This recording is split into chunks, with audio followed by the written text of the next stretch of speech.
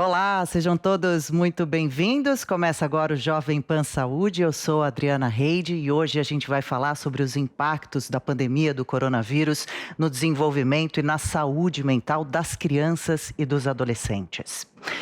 Assim como os adultos, os pequenos tiveram que se adaptar também ao novo mundo após o início do isolamento social. Esse período trouxe novas rotinas e circunstâncias que podem gerar perturbações para os mais novos. Para discutir melhor o tema, eu tenho como convidados aqui hoje a doutora Andréa Mancinho, infectopediatra da Beneficência Portuguesa. Doutora, bem-vinda. Obrigada pela entrevista. Obrigada, bom dia. E também conosco o doutor Tiago Tamborini, psicólogo, especialista em atendimento de crianças e adolescentes. Tudo bem, doutor? Seja bem-vindo também. Obrigado, que bom estar aqui com vocês. Nós que agradecemos. Deixa eu começar com a doutora, então. Como estão as preocupações, doutora, atualmente, agora 7 meses praticamente passados os primeiros casos de coronavírus no Brasil, com esse público infantil, que seria mais ou menos do 0 aos 6 anos? Isso, na verdade, assim, é uma preocupação que tem crescido, né? A gente sabe que o distanciamento social foi necessário, era essencial para a gente conseguir controlar a infecção pelo coronavírus, mas com ele acabaram vindo aí algumas consequências e principalmente essa privação das crianças da convivência com outras crianças da mesma idade, com os avós, com os outros familiares.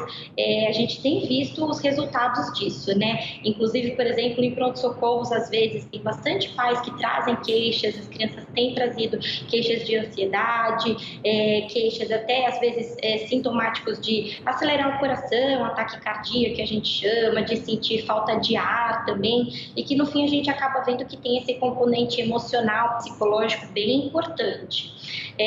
Além disso, a gente sabe que todos os pais também falam isso, né, que dentro de casa as crianças estão mais agitadas, às vezes ficam mais desrespeitosas, alteração de sono. Então, tudo isso é uma consequência que, infelizmente, apareceu depois de 7 meses, essas famílias todas dentro de casa, restritas aí ao seu lar, uma convivência também com outros familiares e outras crianças também restrita, né? A gente tem só que aprender a lidar com isso, mas infelizmente isso aconteceu. Com certeza. Deixa eu aproveitar e perguntar também para o doutor Tiago, né? Psicólogo, já é difícil para o adulto viver essa situação toda, é muito estressante, né? Muitas informações novas e preocupantes. E a criança talvez não saiba se comunicar, né? Falar para o adulto exatamente aquilo que está sentindo. Como os responsáveis podem ficar atentos para identificarem possíveis estresses que podem se tornar problemas mais sérios nesse âmbito mental? Perfeito, ótimo, porque é isso mesmo. Uma criança nem sempre tem a mesma condição de um adulto de falar aquilo que sente, até mesmo porque ela mesma muitas vezes não sabe o que está sentindo.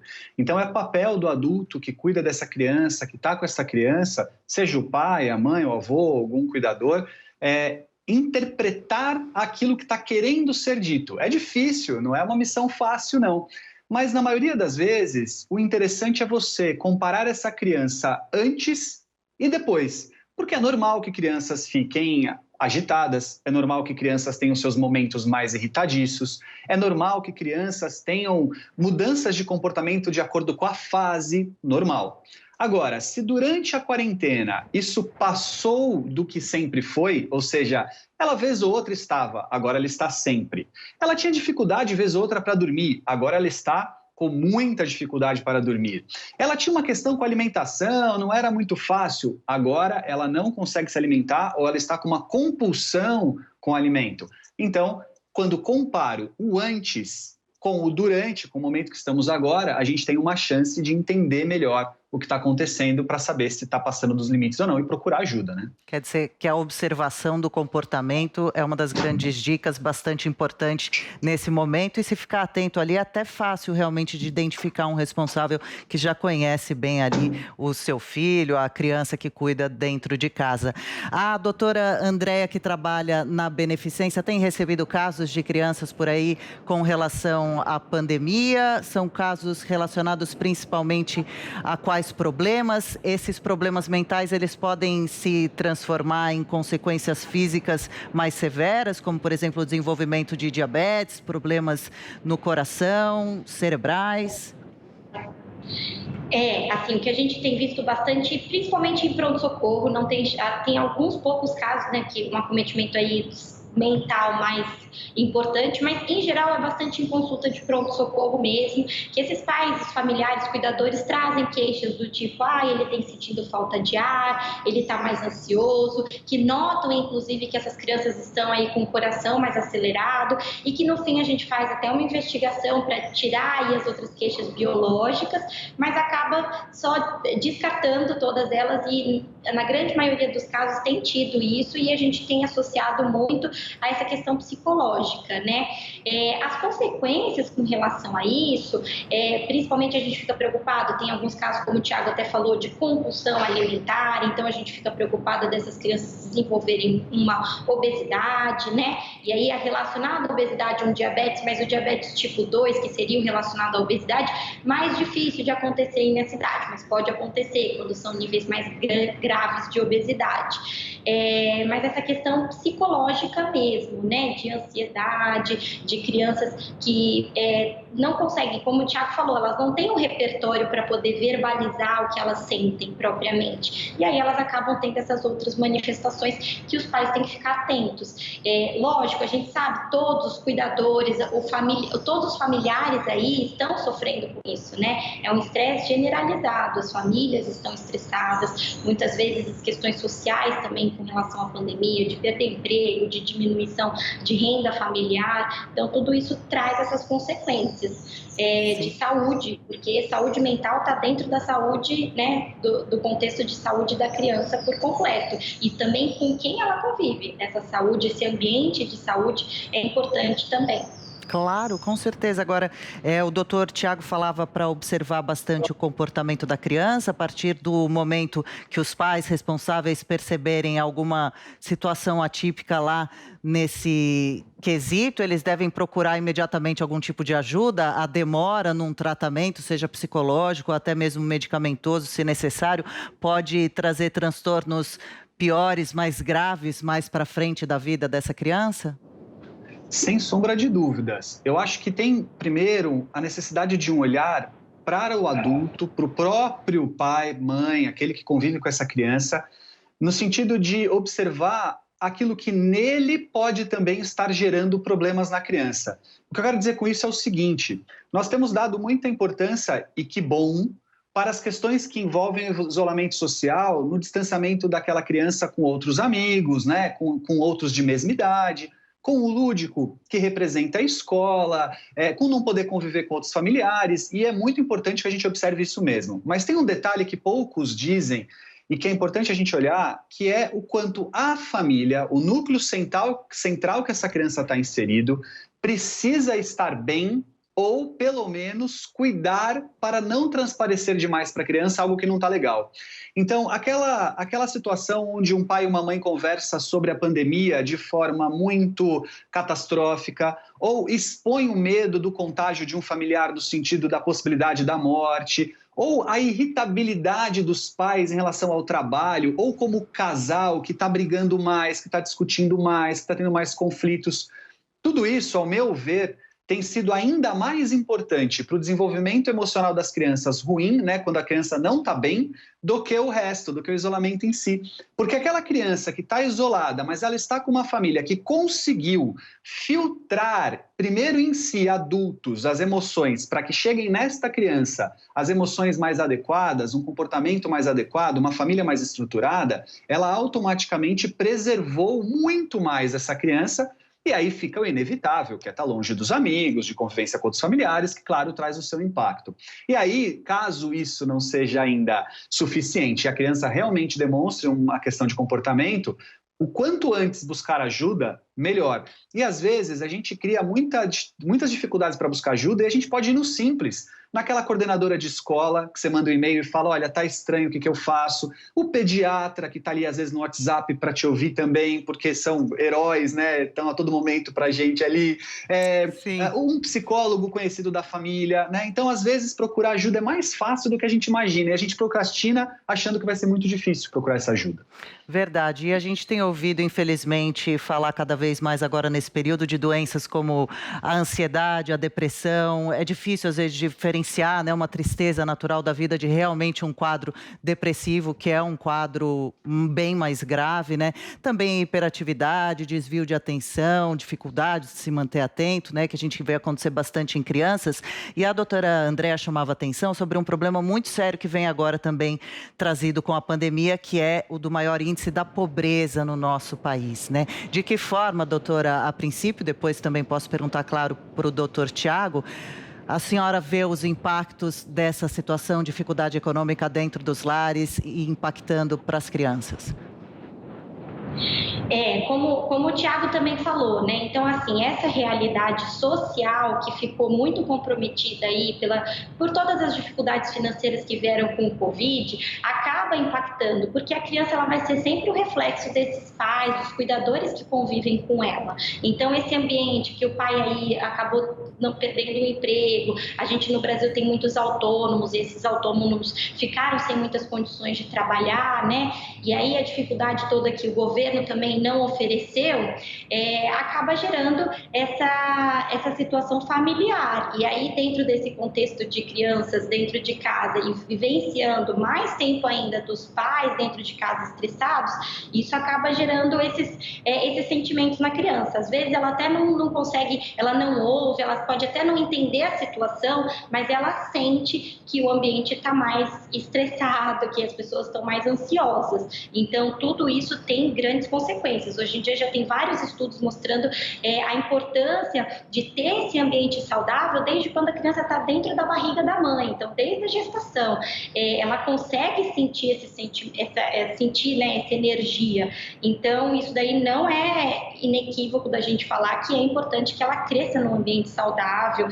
Lógico, os pais dentro de casa, às vezes é um ambiente também pequeno, dependendo da constituição familiar, são muitas pessoas dentro de um mesmo espaço, até é difícil ter essa conversa, né? Porque os pais às vezes precisam conversar, precisam entrar em acordos, e é importante que em algumas situações essa criança seja poupada, né? Tem algumas coisas, eu sempre sou a favor que a gente seja verdadeiro com a criança, que a gente conte, não minta para ela, mas que a gente acolha, que faça tudo com amor e que tente transparecer aí o ambiente, essa questão da brincadeira, que a gente esteja disponível para eles o máximo possível, né? Eu sei que também os pais estão trabalhando muito mais, mas, por exemplo, às vezes você dedicar uma horinha para essa criança, para você poder brincar com ela, para você ter, é um meio que ela tem, às vezes, de verbalizar, de expressar o que ela está sentindo, e ela vai se sentir acolhida, né? E isso é muito importante.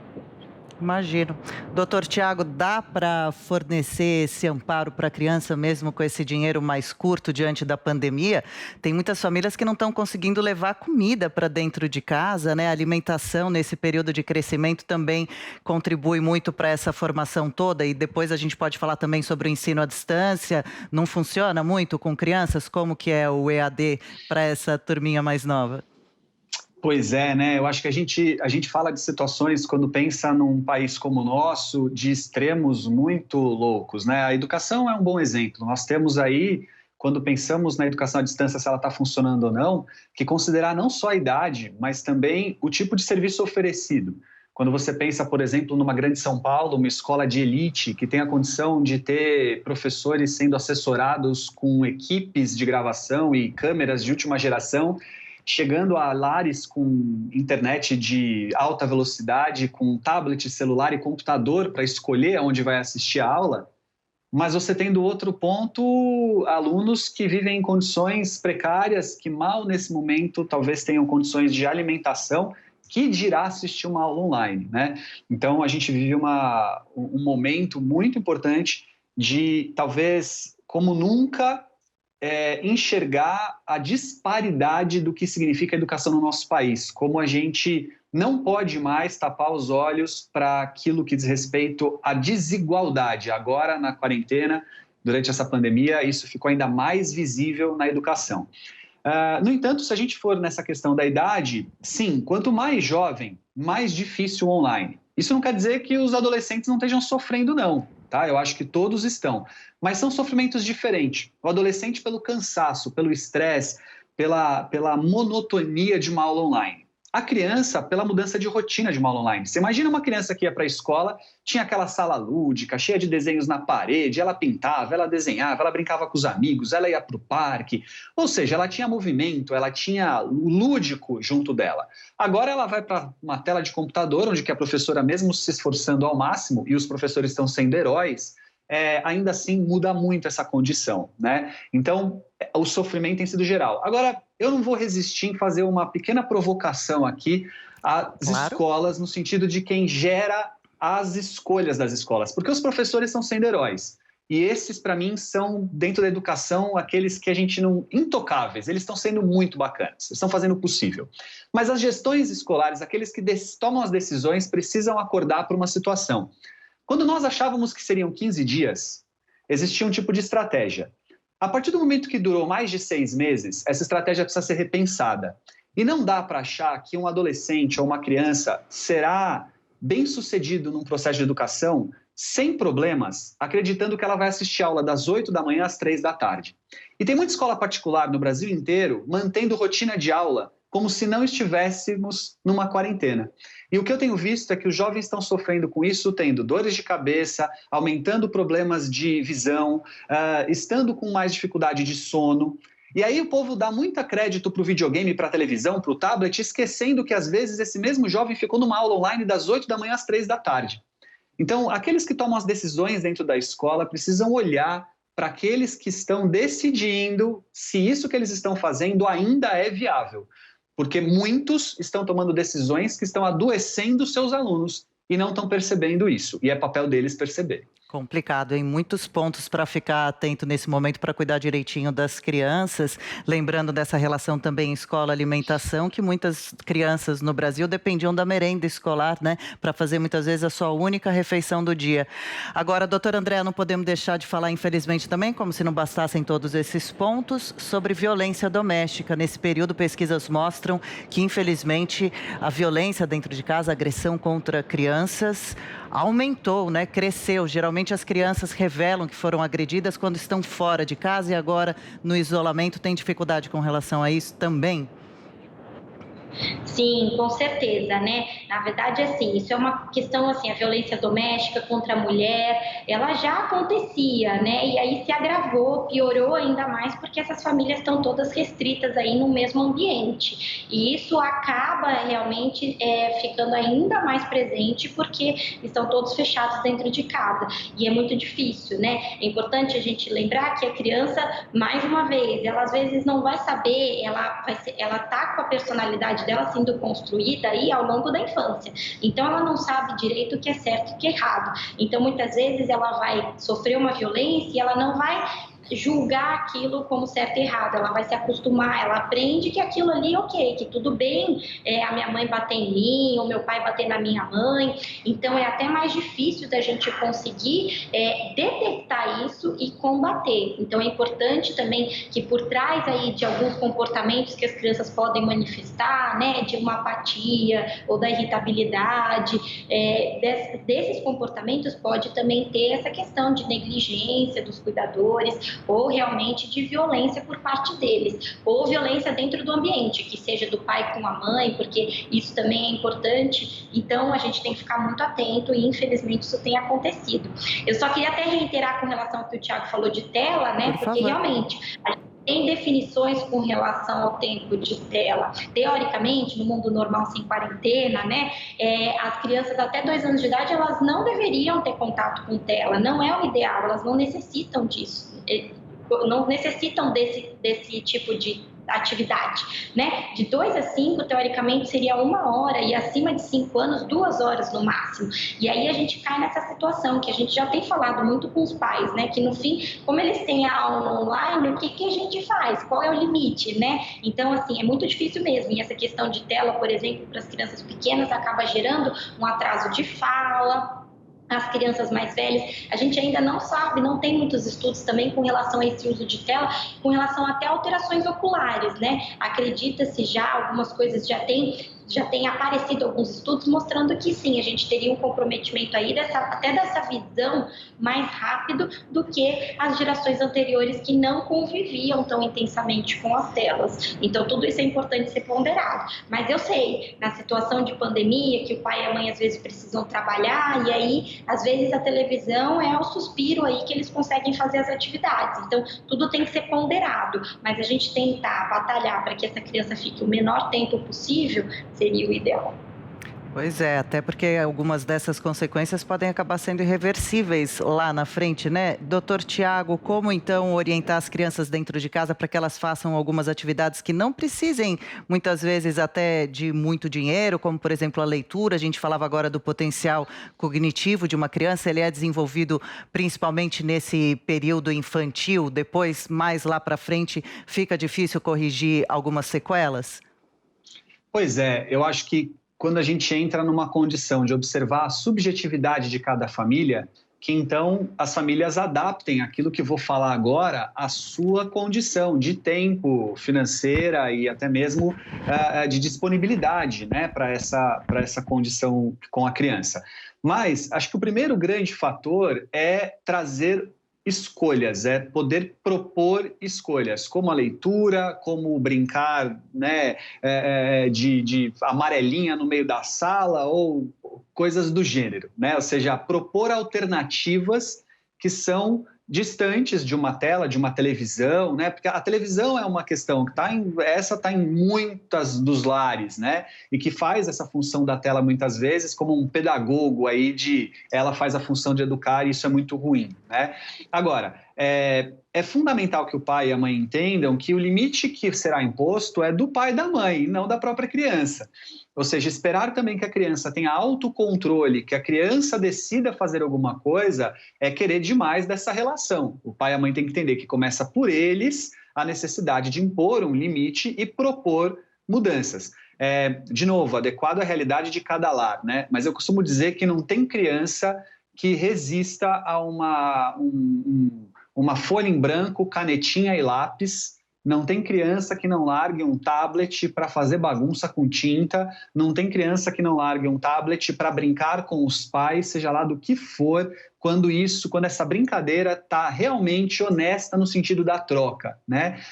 Então, você pai e mãe que nos ouve agora, achem estratégias e proponha coisas que possam tirar a criança dessa dinâmica, porque é aí que a gente está falando da saúde emocional delas. O resto é inevitável, né? Não tem escola mesmo, pelo menos não até esse momento, tem perspectivas, vai ficar longe de alguns familiares mesmo, ok? Mas você, como família, volto a dizer, pode ter uma gestão do lar que ajude bastante o emocional dessa criança. Pois é, e acho que principalmente nesse caso parece ser o mais importante essa companhia, né? A parceria na atividade, o incentivo à criança, né? De estar vivendo aquele momento dentro daquele momento e não com a cabeça preocupada, né? Em tantas informações negativas que infelizmente a gente vem acompanhando. Doutora Andréia, por acaso o pai, a mãe, o responsável, que já tentaram, como o doutor Tiago falou, conversar com a coordenadora da escola, mas os filhos, as crianças ali, alguma criança está apresentando um problema um pouquinho mais sério, tem como procurar um médico, um hospital, sem ser particular, que pode ser de confiança, o SUS oferece? Existe algum tipo de tratamento gratuito à disposição da população que não tem recurso financeiro?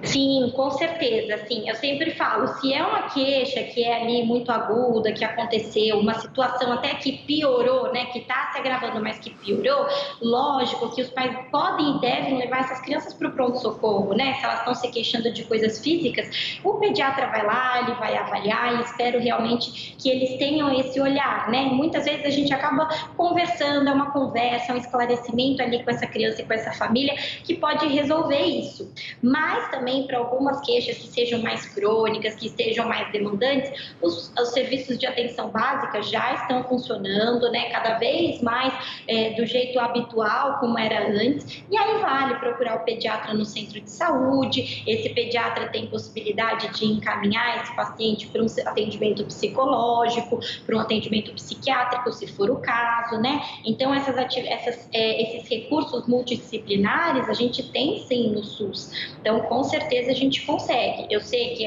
a demanda é muito maior, né? A agilidade para a gente conseguir alguma coisa é um pouco diferente com relação aos serviços particulares, mas ainda assim a gente tem que ir atrás, tem que persistir e pedir, porque isso é uma obrigação do nosso serviço de saúde público.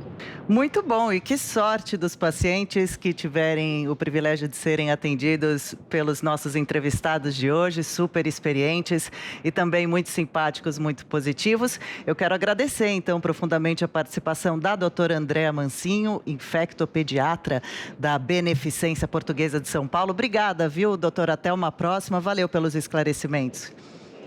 Obrigada!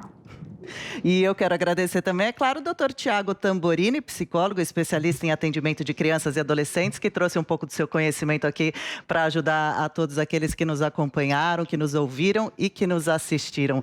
Valeu, doutor Tiago. Obrigada, viu? Até uma próxima também, espero que em breve. Obrigado, foi ótimo. E obrigada também pela sua companhia. O Jovem Pan Saúde de hoje vai ficando por aqui. A gente falou sobre os impactos da pandemia do coronavírus no comportamento e na saúde mental de crianças e de adolescentes. Espero que você tenha gostado e até a próxima edição. Tchau, tchau.